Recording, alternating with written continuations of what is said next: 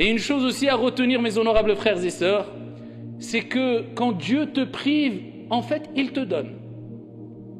Quand Dieu te prive, en fait, il t'éduque. Quand Dieu te prive, en fait, il veut que tu te réveilles. Et on le voit à travers, à titre d'exemple, le mois du Ramadan. Allah subhanahu wa ta'ala nous prive de boire et de manger, afin qu'on se rende compte de ce grand bienfait qui est le fait de boire et de manger, même de l'eau ou des dattes. Mais si on n'est pas privé, eh bien on banalise les bienfaits trop facilement, et trop longuement, et de manière ingrate. Et on mange et on boit quelquefois sans remercier Dieu, sans prendre conscience que c'est un des plus grands bienfaits parmi ces bienfaits de la vie d'ici-bas.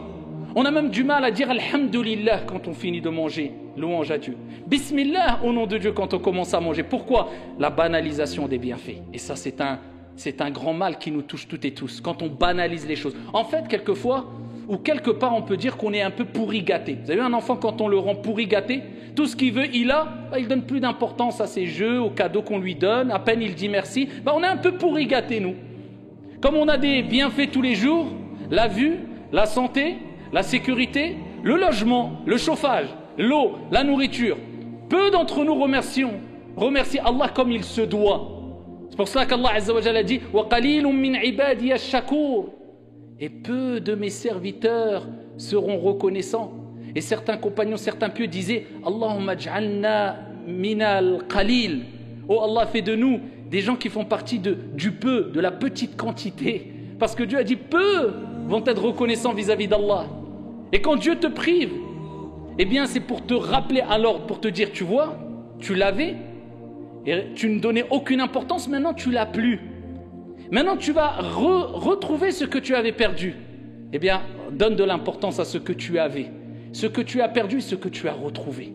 Eh bien, pareil pour le jeûne. La journée, le fait d'être privé de boire et de manger, eh bien le soir, on se rend compte du grand bienfait de la nourriture, ne serait-ce que de l'eau.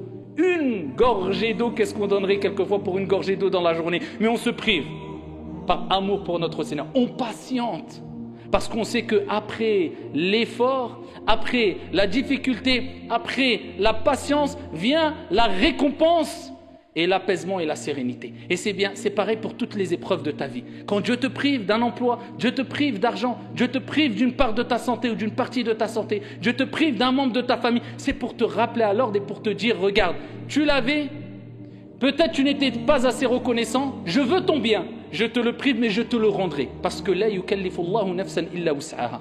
Allah ne donne pas une âme une charge au-dessus de sa capacité. Fa inna ma'al usri yusra. Après la difficulté vient la facilité, avec la difficulté vient la facilité.